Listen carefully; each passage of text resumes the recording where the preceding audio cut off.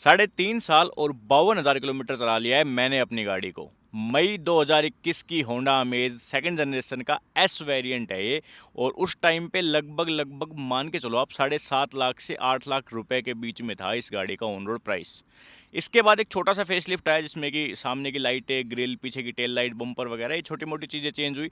बाकी ड्राइव में कोई जो है मेजर चेंजेस नहीं आए।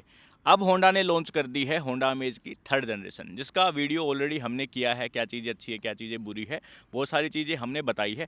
बट कुछ चीज़ें ऐसी है जो उस वीडियो में हम डिस्कस नहीं कर पाए, या फिर मैं ये कहूँ कि एक होंडा अमेज को रखने के लिए आपको किन किन चीज़ों का ध्यान रखना पड़ेगा, यानी कि 50,000 किलोमीटर जब चला लिया तो ओनर एक्सपीरियंस जो है वो कैसा रहेगा। गाड़ी में काफ़ी सारी चीज़ें होती है, सर्विस वगैरह से रिलेटेड चीज़ें होती है, और भी कई चीज़ें होती है जिसके बारे में जो है आज इस वीडियो में हम बात करेंगे। सो कम्प्लीटली इस गाड़ी का मैं अपना रिव्यू आपको दूंगा। 47,000 के समथिंग मैंने इसको प्योर पेट्रोल में चलाया, और अब ये 52,000 53,000 के समथिंग चल पड़ी है, तो 5-6 हज़ार किलोमीटर मैंने इसको सीएनजी में भी चला लिया। सीएनजी मैंने लगवा ली थी सितंबर के आसपास, और उसी डीलर से लगवाई जिसको होंडा ऑथराइज डीलर जो है बोलता था कि जहाँ से आप सीएनजी फिट करवा सकते हो। ठीक है, होंडा अपनी नई वाली अमेज में भी ये ऑप्शन दे रहा है कस्टमर को कि भाई आप सीएनजी जो है वो लगवा सकते हो हमारे ऑथराइज डीलर से, हम आपको वारंटी प्रोवाइड करेंगे। तो वो चीज़ आपको करनी चाहिए नहीं करनी चाहिए उस वीडियो में बात करेंगे। सीएनजी में कैसी चलती है वो भी कवर हो जाएगा। ओके, सो कंप्लीट एक पूरा रिव्यू आपके लिए यहाँ पे होने वाला है। सबसे पहले डिज़ाइन गाड़ी का काफ़ी इंपॉर्टेंट जो है वो चीज़ होती है। तो होंडा अमेज डिज़ाइन के मामले में हमेशा से ही काफ़ी अच्छी जो है वो दिखती है। स्पेशली इस गाड़ी को लेने का एक रीज़न ये भी था कि उस टाइम पे इस प्राइसिंग के हिसाब से काफ़ी बड़ी गाड़ी दिखती थी, अच्छी जो है प्रीमियम लुक गाड़ी की आती थी। तो वो एक था। अब जो थर्ड जनरेशन आई है वो भी गाड़ी अच्छी दिखती है, उससे आपको कोई शिकायत नहीं होगी। सेकंड चीज़ आती थी उस टाइम पे, जो मैंने अपने पॉइंट जो है रखे थे वो बताता हूँ, वो थी सेफ्टी। 4 स्टार की सेफ्टी रेटिंग थी तब इस गाड़ी को, लेकिन बाद में सेफ्टी नॉर्म्स चेंज हुए तो सेफ्टी जो है वो इसकी कम हो गई, कम स्टार दिए ग्लोबल एनकैप ने। बट फिर भी एक सेफ गाड़ी की कैटेगरी में डेफिनेटली जो होंडा अमेज है वो आती है। सेफ्टी अच्छी है, बट सीट मेटल की जो क्वालिटी है इस गाड़ी की वो अच्छी नहीं है। हल्की सी भी गाड़ी एक्सीडेंट होती है तो ये मान लो कि पूरी सी सिमट जाती है, बम्पर वम्पर बोनट वोनट जो है वो अंदर की तरफ चले जाते हैं, तो वो एक हल्का सा इशू इस गाड़ी के साथ है।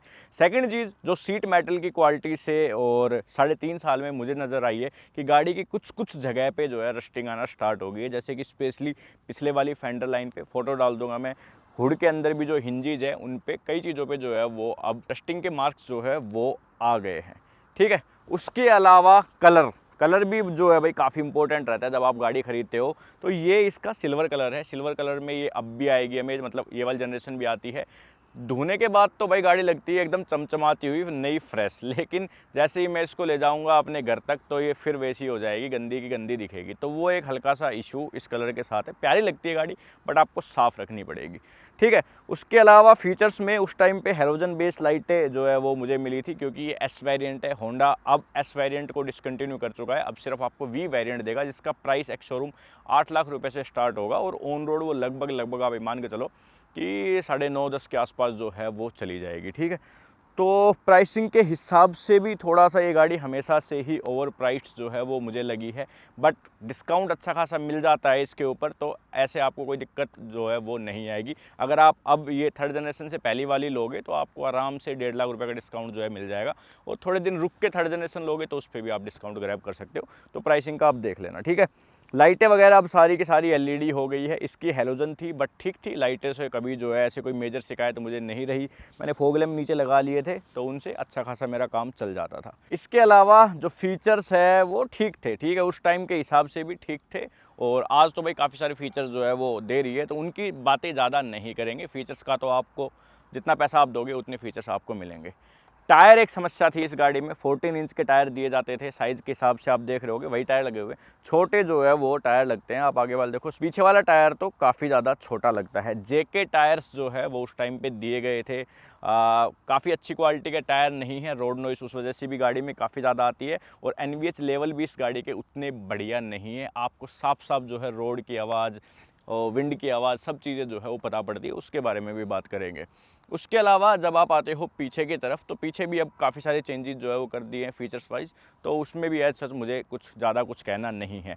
गाड़ी की लेंथ काफ़ी अच्छी है, गाड़ी का व्हील बेस काफ़ी बड़ा है, गाड़ी में बैठने के लिए आपको पूरा स्पेस मिलता है। इवन बूट भी आप देखोगे तो बूट में भी अच्छा खासा स्पेस जो है वो आपको मिल जाता है होंडा अमेज में।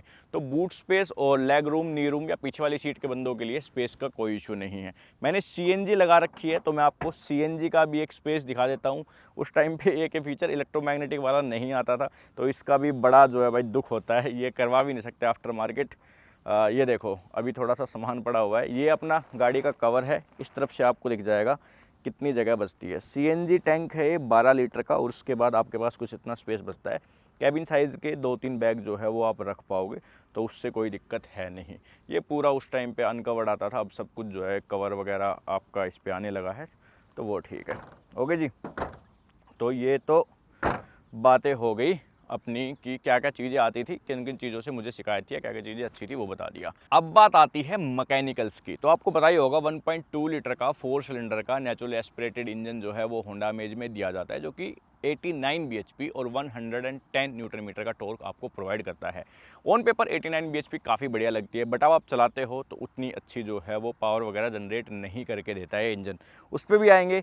सस्पेंशंस जो है वो आप गाड़ी के, अगर मैं सबसे पहले उस चीज़ के बारे में बात कर लूँ तो सस्पेंशन ना इसके गांव वाले रास्तों पे ठीक नहीं है। जैसे हल्का सा भी ब्रेकर है तो गाड़ी काफ़ी ज़्यादा जो है वो जंपी सी फील होती है आपको। गाड़ी के टिकने के चांसेस जो है उस टाइम पे काफ़ी ज़्यादा रहते हैं, और आपको ऐसे लगेगा कि भाई काफ़ी ज़्यादा जो है वो हलचल गाड़ी के अंदर हो रही है। ठीक है, तो ये एक मेन समस्या है गांव वाले रास्तों पे। शहर में जब आप चलाते हो या फिर आप हाईवे पे चलाते हो तो आपको इसके सस्पेंशन जो है वो काफ़ी अच्छे जो है लगने वाले हैं, कोई ज़्यादा आपको शिकायत नहीं होगी। जो छोटे पोर्ट होल्स होते हैं उनको गाड़ी काफ़ी अच्छे से टैकल करती है, तो वो प्लस पॉइंट इसकी राइड क्वालिटी में बनता है, और उसी वजह से जो शहर के लोग होते हैं ना वो इसको काफ़ी ज़्यादा प्रेफर भी करते हैं। गाँव वाले रास्तों पर थोड़ी सी आपको दिक्कत जो है वो लगने वाली है। 170 mm का गाड़ी का ग्राउंड क्लियरेंस है, लेकिन फिर भी मैं ये कहूँगा कि काफ़ी जगह पे जो है ये गाड़ी आपकी टकरा जाती है।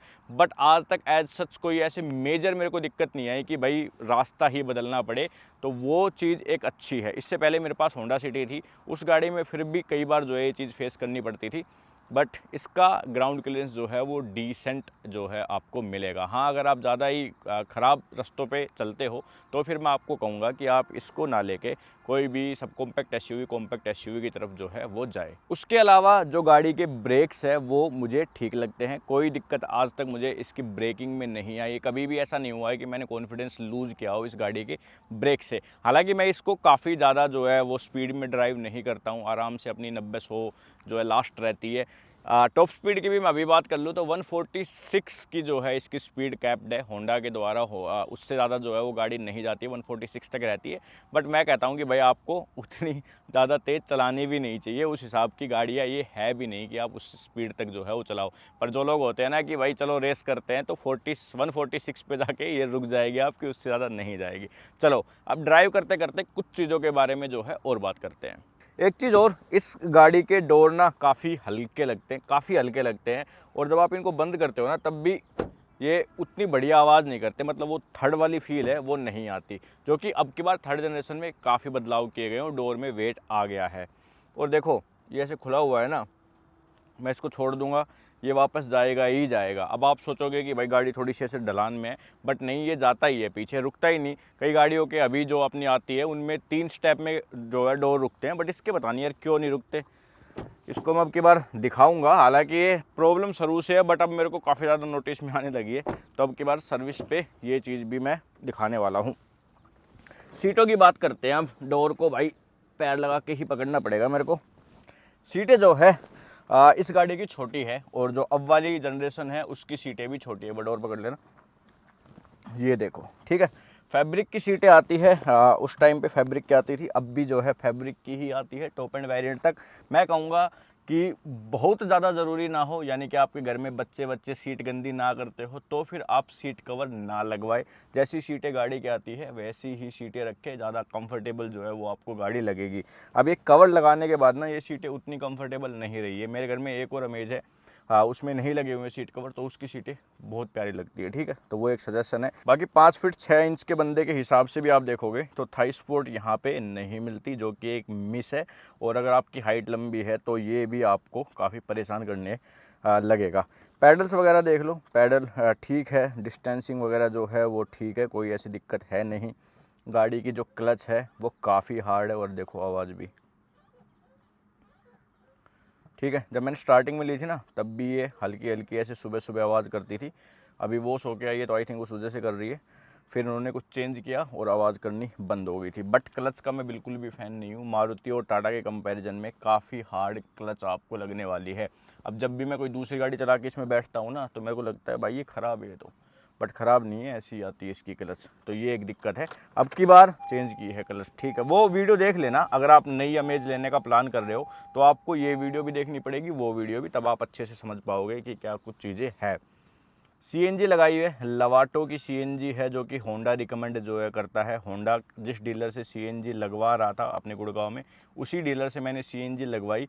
हालांकि ये चीज़ भी मैं क्लियर कर दूं कि मैंने होंडा के थ्रू नहीं लगवाई, यानी कि मैंने पैसा जो है वो कम दिया है, वारंटी नहीं ली। वारंटी मैंने अवॉइड कर दी क्योंकि मैंने एक्सटेंडेड वारंटी ले रखी थी और फिर मुझे कोई खास फ़ायदा लग नहीं रहा था उस चीज़ का। उसके ऊपर भी आऊँगा, तो वो है। उसके अलावा पूरा देख लो, डैशबोर्ड वगैरह सब कुछ बढ़िया लगता है, बढ़िया दिखता है, पहले भी बढ़िया दिखता था, कोई दिक्कत नहीं है इससे। गियर वगैरह जो है वो भी ठीक है, 5 स्पीड का मैनुअल ट्रांसमिशन इसके साथ दिया जाता है, अभी भी सेम ही जो है वो चलेगा। ऑटोमेटिक वालों के लिए अच्छा है कि उनके पास सीवीटी का जो है वो बंदोबस्त किया गया है और सीवीटी इस सेगमेंट में और कोई भी नहीं देता। तो अगर आपको ऑटोमेटिक गाड़ी लेनी है इस सेगमेंट की, फिर होंडा अमेज रिकमेंडेड आपके लिए रहेगी। बट मैनुअल ठीक है, इसका थोड़े से हार्ड लगते हैं गियर, ओवर द टाइम थोड़े से हार्ड भी हो गए हैं, बट ओवरऑल ठीक है। गियर रेशियो भी काफ़ी ठीक ठाक जो है वो मुझे गाड़ी का लगता है। चलिए अब चलाते हैं और फिर बाकी चीज़ों के बारे में बात करते हैं। ऑडो देखो 53673, तो 53,500 के समथिंग जो है वो चल चुकी है। कोई मीटर बैक नहीं है, कुछ नहीं है।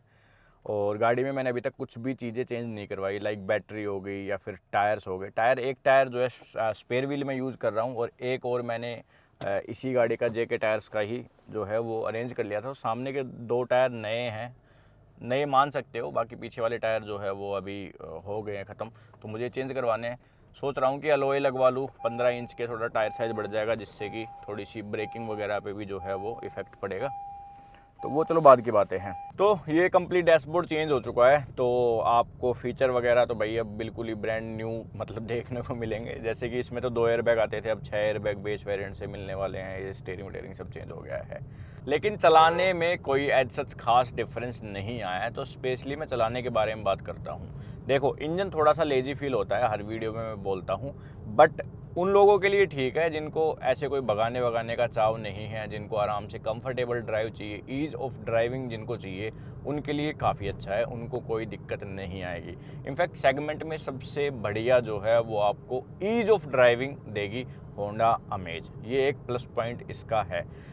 शुरू शुरू में मेरे को भी लगता था कि भाई पावर काफ़ी कम है, फिर धीरे धीरे चलाया तो अभी आदत पड़ गई है। अब मैं ज़्यादा हाई स्पीड्स पे जाता भी नहीं हूँ और मुझे जो है वो उतनी फील होती नहीं है। फील कब होती है? जब गाड़ी में बैठे हो 4 या 5 बंदे। अगर 5 बंदे बिठा के चलाते हो, 4 बंदे बिठा के आप रेगुलर बेसिस पे इसको चलाते हो, तो फिर आपको डेफिनेटली लगने वाला है कि भाई कब उठेगी ये। एक ब्रेकर कुदाया तो ऐसे पावर लॉस सी हो जाती है इस गाड़ी में। सीएनजी में तो छोड़ो, आप पेट्रोल में भी आपको पूरा का पूरा फील होगा कि हाँ भाई गाड़ी में दम नहीं है। ठीक है, 5 बंदे बैठे हो तो। सिंगल डबल हम ज़्यादा चलते हैं तो हमें एज सच कोई मेजर दिक्कत उस केस में नहीं आती है। ठीक है, उसके अलावा क्लच का मैंने आपको बता दिया। क्लच आपको हार्ड लगने वाली है, थोड़ी सी परेशान करती है। इस वाली गाड़ी की करती थी एक्चुअली, ये कहूँगा, क्योंकि जो अभी 3rd जनरेशन आई है उसमें क्लच का भी ट्रैवल काफ़ी बढ़ा दिया है और आई थिंक कि क्लच को काफ़ी इम्प्रूव किया भी है। ठीक है, तो वो जब लॉन्ग टर्म में चलेगी तो उसका एक रिव्यू जो है वो हम दे देंगे, वो क्लच से रिलेटेड है। देन स्टीयरिंग जो है वो इसका फीडबैक भी ठीक है, डिसेंट है, कोई ऐसे बढ़िया जो है वो आपको वो फील नहीं होगा कि काफ़ी ज़्यादा कॉन्फिडेंट जो है आपको फील होगी गाड़ी रोड्स पे या हाई स्पीड्स में, तो वैसा कुछ भी नहीं है। मैं बता रहा, आपको ये गाड़ी धीरे चलानी है, 70 80 90 की स्पीड पे अगर आप चलाते हो तो फिर सब चीज़ें सही है। उसके ऊपर जाओगे तो आपका कॉन्फिडेंस ये लूज़ कर देगा स्टीयरिंग भी, और इंजन भी आपको उस हिसाब से सपोर्ट नहीं करेगा। ठीक है जी। उसके अलावा और क्या क्या समस्याएं हैं मेजर वो बताता हूँ मैं इस गाड़ी में। सबसे बड़ी और मेजर समस्या इस गाड़ी में जो है वो है रैटलिंग नॉइस। सिर्फ मेरी गाड़ी में नहीं, मैंने और भी 2-3 जो है होंडा अमेज के ओनर से बात की है या फिर मैंने उनकी गाड़ियाँ चलाई है, हर एक गाड़ी में जो है आपको रैटलिंग नॉइस मिलेगी। स्पेशली डैशबोर्ड के एरिया में तो आपको चूं चूं चूं चूं चूं चूं चूं चूं की आवाज़ मिलती ही रहेगी। मैं आपको इसका कॉल टॉप दिखाना भूल गया, उसकी एक वीडियो डालूंगा, वो देखना कैसे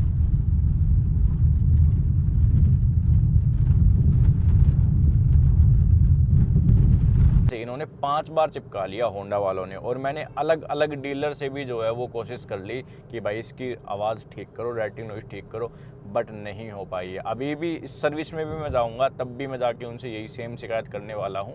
अब की बार थोड़ा खींच के भी लूँगा उनको कि भाई ठीक करके दो, पर ये नहीं हो पा रही है। रैटलिंग नॉइस का बड़ा भयंकर इशू है। ये इससे आती रहेगी, ठीक है, पूरे आपके डैशबोर्ड से। फिर आपके नीचे एक ग्लोब बॉक्स जो है, इससे रैटलिंग नॉइस आती रहती है। इसको तो अब की बार उन्होंने चेंज कर दिया, अलग जो है वो मैकेनिज्म दे दिया, तो शायद ना आए, बट इस वाले से आती रहती है।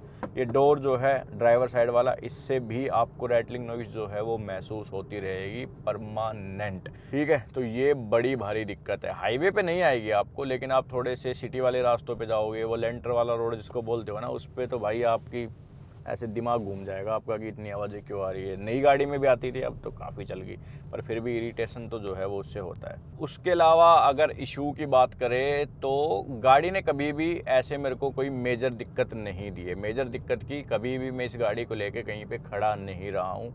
आराम से इसने हमेशा मेरा साथ दिया है, कोई भी मेजर फॉल्ट आज तक ना आया है, ना कि मैंने जाके भाई कि थोड़ा बहुत आ गया हल्का फुल्का भी जो मैंने जाके सही करवाया हो, तो ना कभी इंजन में, ना कभी इसके गियर बॉक्स में, ना कभी क्लच में, ना किसी भी चीज़ में, इलेक्ट्रॉनिक्स में कभी कोई किसी तरह का फॉल्ट नहीं आया। एक बार गाड़ी मेरी 7-8 दिन खड़ी रही थी, तो इसकी बैटरी ड्रेन हो गई थी। अब उसमें मैं गाड़ी का इशू नहीं मानूंगा, क्योंकि आई थिंक ये सेंटर वाली लाइट मैंने ऑन छोड़ दी थी या कुछ ऐसा कुछ हुआ होगा।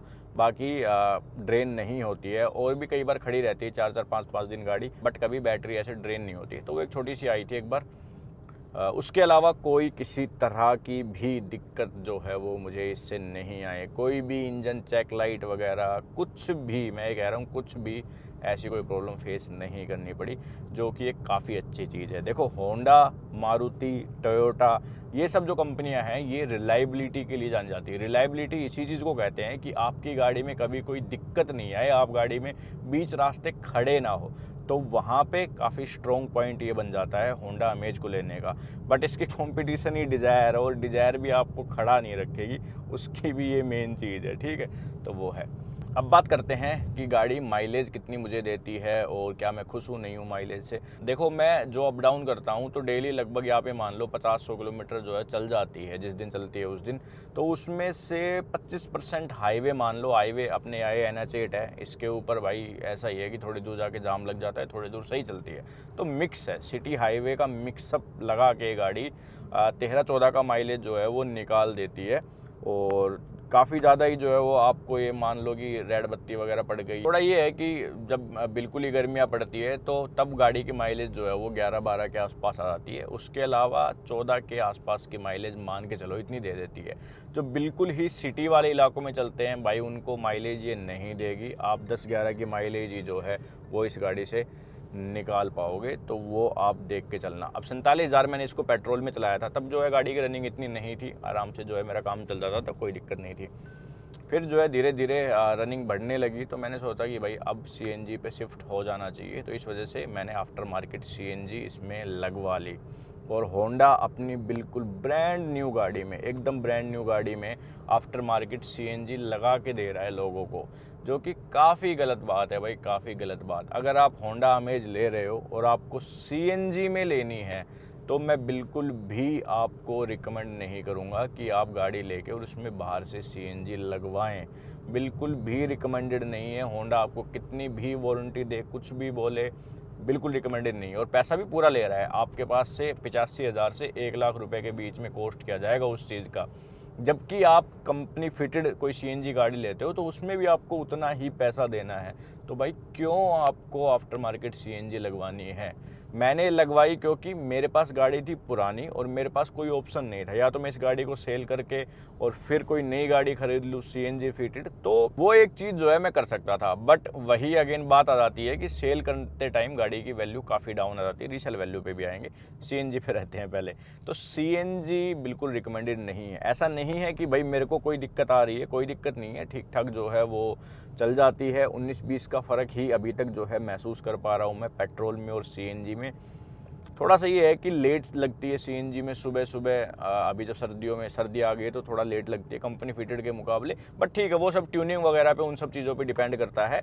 ओवरऑल एक्सपीरियंस ठीक है, बट नई गाड़ी में बिल्कुल मत करना आप, ये बिल्कुल भी रिकमेंडेड नहीं है। पुरानी अगर आपके पास होंडा अमेज है तो आप फिर लगवा सकते हो, कोई दिक्कत नहीं आएगी। इसका 4 सिलेंडर इंजन अच्छे से टैकल कर लेता है सीएनजी को। ओके, बाकी सीएनजी में माइलेज की बात करूँ तो 23-24 की माइलेज जो है वो गाड़ी निकाल देती है, तो माइलेज का कोई दिक्कत नहीं है, अच्छी खासी माइलेज आपको मिल जाएगी। उसके अलावा फिर अपन आते हैं गाड़ी के सर्विस पे।